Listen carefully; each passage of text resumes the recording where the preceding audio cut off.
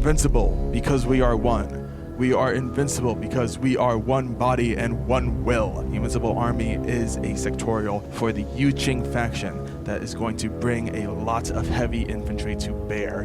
This is a very versatile sectorial in the fact that it has a very versatile link team option, and it's going to just be a hyper-aggressive, very tough sort of playstyle that's going to punch through something instead of punching around it. You're not going to find a lot of sneaky stuff in here. So let's start off as we always do, with the line infantry of the Zhanchi. So a big thing to know about the Zhanchi is they're relatively cheap. They're your basic 11 cost line infantry, light troops, 4-4, CC 15, BS 11, Phys 10, Whip 13, Armor 1, 1 wound. It's pretty neat that they have Dodge plus 1 inch, and they are a fire team core option. So one of the big reasons why you look at Zhanchi is because they are one of the bases that you're going to be making a lot of link teams out of. But before we start talking about link teams, we're going to have to go over a key unit first. But to continue on the Zhanchi, they have your very basic kind of weapon loadouts, heavy machine gun, multi-sniper, missile launcher, all the good stuff that the light infantry tend to bring. And for their costs, there's not really a huge amount that you're getting, but there's also not a whole lot that you're missing out on. Zhanchi are a decent option for whatever cheap things that you need in a relatively expensive force. Now, to go over one of the big things that kind of pulls Invincible Army together, we have the Daoying Operative Control Unit. Medium infantry, 4-4, CC 17, BS 12, Phys 10, Whip 14. 3-3 for defensive stats of armor and biotechnical shield, but the big thing you have to take note of is the fact that this is a camo unit that isn't infiltrating. Now, why is this important? Because she is one of the Lieutenant +1 order options that are available in Invincible Army. That's important when you start looking at some of the other pieces that Invincible Army can bring to bear.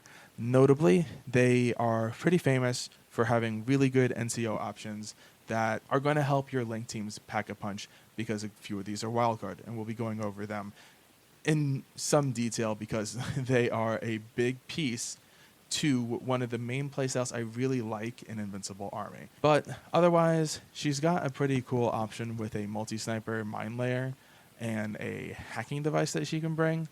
Sure, hacking device, the old stuff that you used to be able to do with her, not really a thing, but she's still going to be a really cheap lieutenant option that will be there to provide 2 lieutenant orders. Now, to go on to a more famous sort of link team, we have the Zhongyun Invincibles. I'm really happy with the Zhongyun. They became 6-2. So that's really good. CC 17, BS 13, Phys 12, Whip 13, Arm 3, Biotechnical Shield 3 with 2 runes. Dodge plus 1 inch, Fire Team Core, Fire Team Duo, Harris, Immunity Shock. Number 2 is really cool because it makes them even more resilient as a link team. I mean, Zhongyun Invincibles are really good, and they're the basis of one of the sort of ways that you build Invincible Army that I like a lot, which is the 15 order, 10 model, limited insertion list. I love the list a lot, and the thing that makes it tick is Zhongyun. The reason why? They have tactical awareness in their profiles. And it's not that, they just have tactical awareness somewhere. They have it on some actually really decent profiles. You have the heavy machine gun with tactical awareness. That's actually really, really good. And you also have the tactical awareness just combi with Timbot -6. Since you're going to be bringing a mostly heavy infantry force with this kind of playstyle, it's a really good idea to bring a Zhongyun team and base it around them. But the big things with the Zhongyun is, in an Invincible Army, is versatility. The stuff that you can bring into this fire team. A special note goes out to the special Harris that they can form with 2 Yanhua, but we'll be going over that when we cover Yanhua. What we need to talk about are Shangji. Shangji, they used to be a little bit maligned because they were just this really, really expensive piece that people didn't want to bring. Now, though, I really like them. They're 6'2", so they're keeping up with their Zhuyang brothers. They're CC 19, BS 13, Fizz 14, which is really decent. Whip 13, Arm 4, BTS 6. So more of the standard heavy infantry sort of stat line. BS attack shock is great. Dodge plus 2 inches is great. They can still core, duo, and Harris. They're also number 2 and their terrain total. So they'll get where you want to go. But they also have tactical awareness options.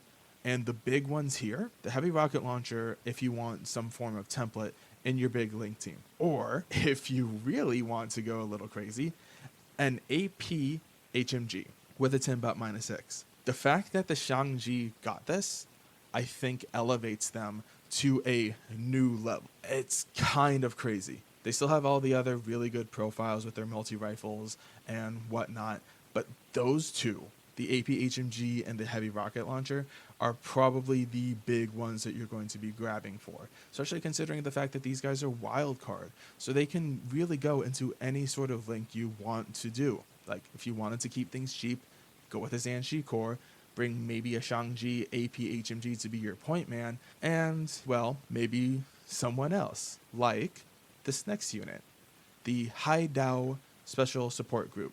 Haidao are awesome. 4-4, so they're a little bit on the less aggressive movement side. CC 18, BS 13 still.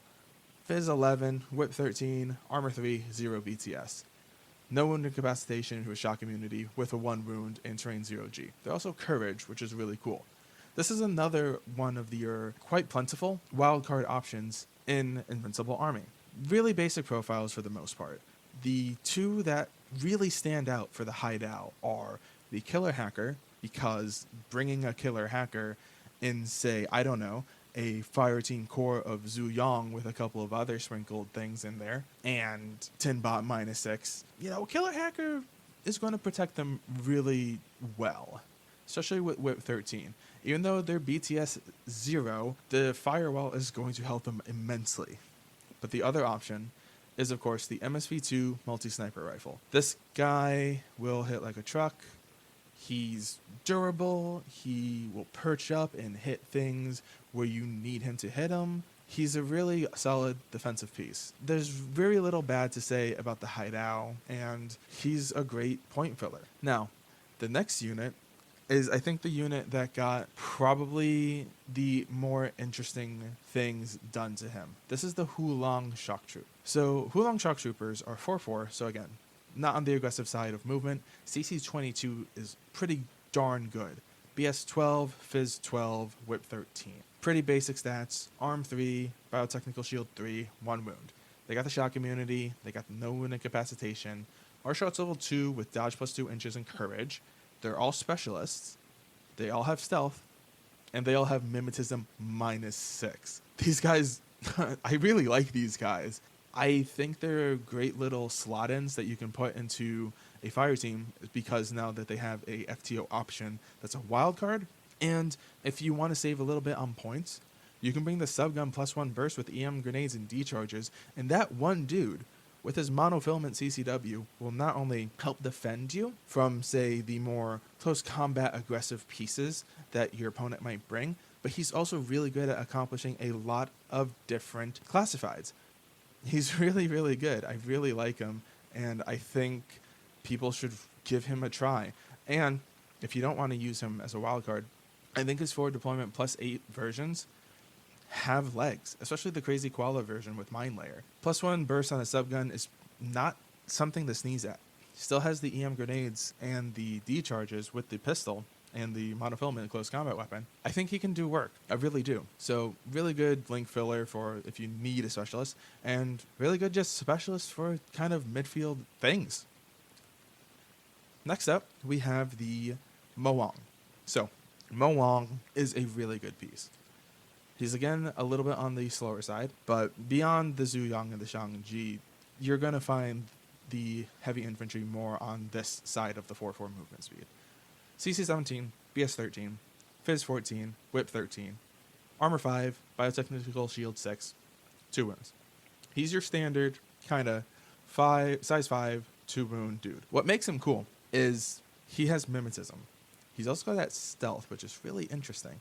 and he's no wound incapacitation. So you take all that with terrain total, and the fact that he has a plethora of different profiles, 3 of which have NCO, he can become a very deadly sort of attack piece that you can send out by himself, or if you want, you can duo something to go with him. Because, again, there's quite a few wildcard options in Invincible Army that can just go with people. Definitely the Red Fury and Spitfire are interesting pieces to bring. The Red Fury is cool mostly due to the fact that you're saving on SWC, and the Spitfire is a Spitfire, but he always has some form of dispensable weapon. Aqualite cannons are great if you need them for, say, hunting party, and Flamen Spears are actually a pretty scary piece. The blast options themselves can surprise people, especially on something like the Moan, who's already going to be against a decent amount of things and posing extra negatives thanks to his mimetism. I really like the Moan. He's more often than not worth his points. He's going to be kind of that quintessential push forward, punch things kind of unit. Next, we have to talk about the Hecto. Now, I think the Hecto is one of the pieces that you're going to grab a little sparingly, but when you do grab him, he will do quite a lot. He's 6'2", so we got the aggressive movement. He's CC 19, BS 14, so he's a great gunfighter. Fizz 14, Whip 14. He can do a lot. Arm 5, BTS 6, so he's actually really tough with 2 wounds. Hidden deployment, camo, surprise attack, hit, dodge plus 1 inch, mimetism -6, stealth and immune to shock. Hecto were always pretty scary of a unit. And now I feel like they kind of just do the same thing, but a little bit more aggressively. You still have fairly basic forms of Hecto, but the cool one, I think, is the NCO profile, the heavy machine gun with nanopulsar and DA close combat weapon. You're only paying a little extra from his base HMG profile, and honestly, I think the 2 extra points is worth it for the 2 extra orders. You're going to make a list probably around this guy, but he's going to do almost whatever you want him to do, especially now that mimetism and camo can't be burnt away. I really think he's going to become just terrifying. Next up, we have the Yanhua, Invincible Fire Support Heavy Regiment. These guys are a little silly. 4/4, so they're slow in terms of what you can see for other attack pieces in Invincible Army. CC 18, BS 14, another good gunfighter. Fizz 13, Whip 13, Armor 5, BTS, who cares? Answer that in a second, and 2 wounds. And he's bioimmunity. So why not just be armor 5 against literally everything? Oh, you're shooting me with something that targets my BTS. I'm now 5. I'm sorry. Goodbye. Some of the more interesting things that the Yanhua does is the fact that he brings tag weaponry on a smaller platform. And on a smaller platform that can link in a way. So he has a base of Fireteam Duo, but he does have these special Zhongyun plus Yanhua FTO options for Harris. Now, the only FTO options are going to be the FTO missile launcher plus 1 burst and the FTO multi-heavy machine gun. But those are really good options, honestly. The missile launcher plus 1 burst in and of itself becomes 3 shots in a Harris on active turn. That's actually really scary. And a multi-HMG is, again, nothing to sneeze at, especially in a Harris. Though, if you wanted to, say, get something similar to that, but without having to bring all those pieces, you have the hyper rapid magnetic cannon. The thing is crazy. I love the HRMC. I played it in N3 where it can just do work on the active turn, and then you put him into suppressive fire and he still does work because big scary Yanhua is going to be like, nah, I don't care. Come, bring it. I'll smack you. I don't care. I really like Yanhua. And the last one that really needs to be gone over is the other more defensive option, the Neurocynetics plus 1 burst missile launcher. This guy is another just really cool option in the fact that you get a nice, not cheap, but really good defensive piece The BS-14 really makes that missile launcher scary, especially with the +1 burst. I really like it. Up next is the Zhanchi Armored Reconnaissance Regiment. So these are your infiltrating camo guys. 4-4, CC-16, BS-12, Fizz-13, Whip-13, Arm-3, BTS-3, 1 wound.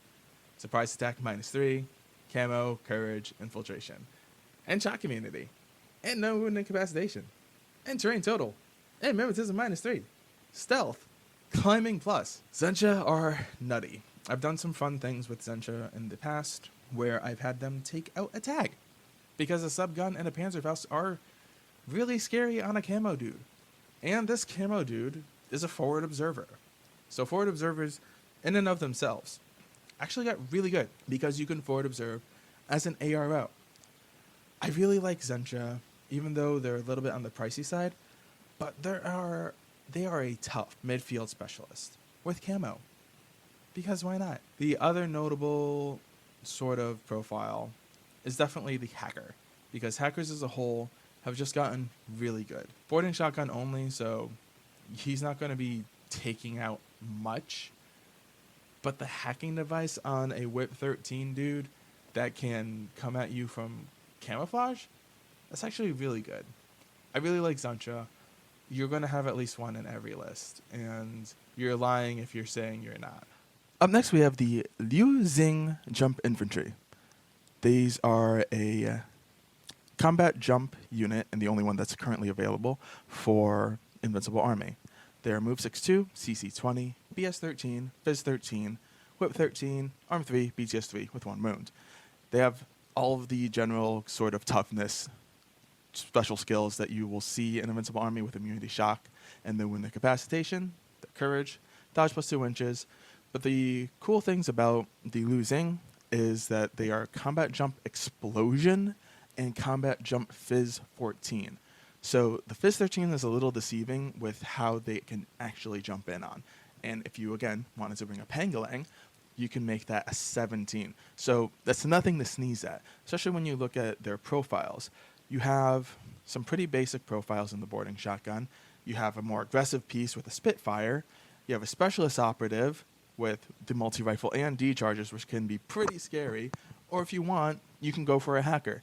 This guy's pretty decent when it comes to whatever job you want to give him. And he has a profile for literally any job you want. Bring him if you want to either have a late game specialist that'll come out on the side of the board, or, you know, a fun little meteor that'll drop on top of your opponent's head. Next, we're going to be going over the Guija. One of the big reasons I'm going over the Guija is a lot of the wildcard options that are characters. And because I love this thing. I really love this thing.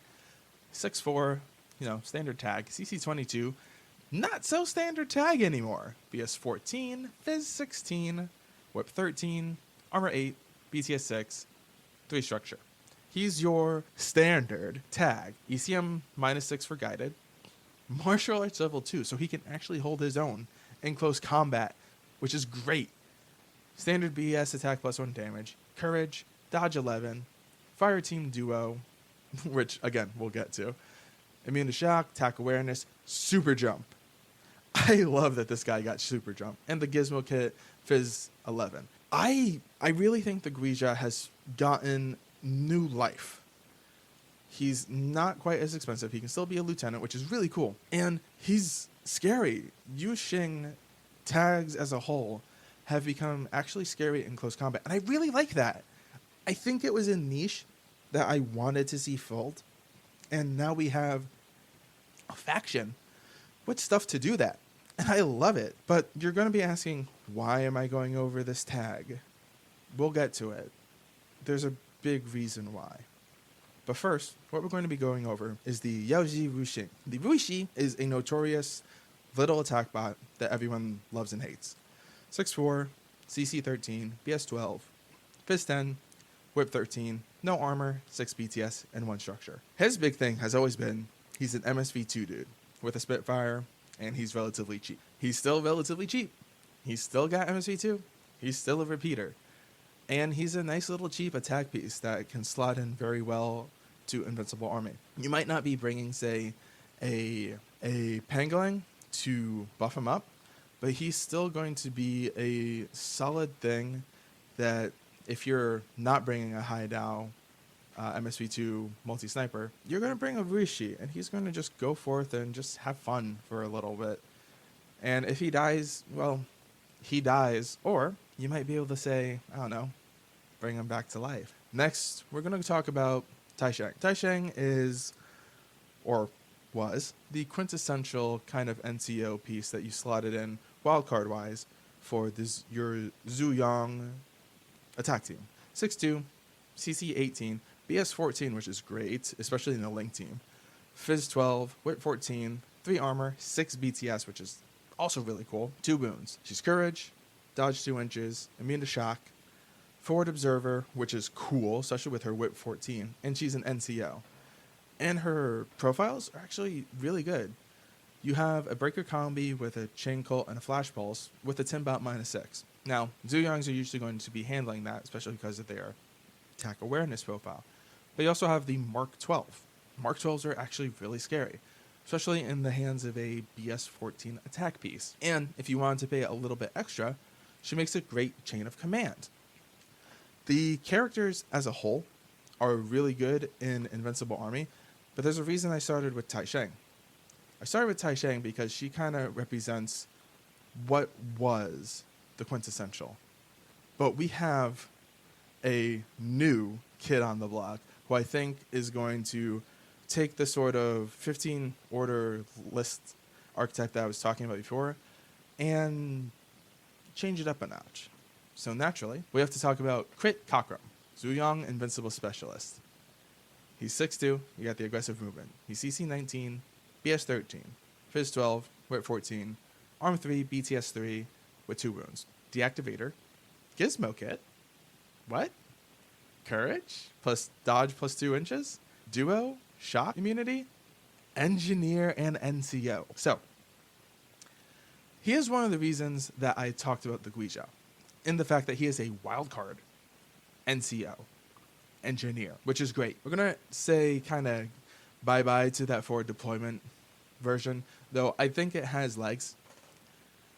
The big ones are his multi-rifle and his Feuerbach. Feuerbach on an NCO, an Invincible Army, who can effectively bring 15 orders while being limited insertion. I think this is nuts.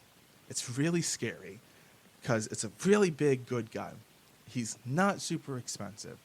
He's got a heavy pistol +1 burst too, if you want that. I think this guy is going to be hitting the table a lot, especially with a lot of the points changes that have happened. I really like Crit. He was kind of like a whatever piece, but now he's really got some legs. And I don't think I've seen anyone not being like, oh my god, Crit's actually really worth it. Up next, we have Lagong, Invincible's Lord of Thunder. 6'2", more aggressive moves, CC 16, BS 13, 11 Fizz, 14 Whip, Arm 3, BTS 3, 1 wound. No wound incapacitation and shock immunity gives him that extra 1.5. Multi-special flash to level 1, which, as we all have seen, has gotten really good. And Albedo. Lagong is yet another wild card for Invincible Army that's going to do work. But he does a little extra thanks to his Albedo and his multi-special visor. He's going to hunt down either midfield camo or one of my least favorite pieces in the game, the Kamau. Though, against the Kamau, he's really going to be a piece that's going to start picking off other members of our Link team. He's a great little attack piece. The Shock Marksman rifle is nothing to sneeze at, especially with a Nanopulsar and a Blitzen. Blitzens, I think, are going to be really scary, and I think people who sleep on them are going to be surprised when all of a sudden they fire at them. And again, he's another wild card. Slot him in wherever you feel like you need him. Up next, we have to go over, actually, the new character, Chief Mech Engineer Chung Hee-jong. He's move 4-4, he's a light infantry dude. CC 17, BS 12, Fizz 10, Whip 14, 1 armor, BTS 6, and 1 wound. He's got a deactivator. He's got a Gizmo Kit. We see where this is going. He's got a repeater, which is actually really cool. He's got BS attack, +1 damage. He's got dodge, +1 inch. He's an engineer, and he's immune to shock. He's also a wildcard engineer. So, yeah. It's another linkable engineer with a K1 combi rifle and AP mines and D charges if you want to go cheap. Or if you don't, give him a light rocket launcher and watch him go nuts. And finally, we have Captain Kyung Gao, Invincible's officer. This is the guy from Defiance. He's 6'2", so again, more aggressive moveset. CC 17, BS 13, Phys 12, Wit 14, Arm 4, BTS 6. So he has the Shangji armor, 2 wounds, size 2, whatever. BS attack +1 damage, dodge +1 inch, immune shock, and veteran.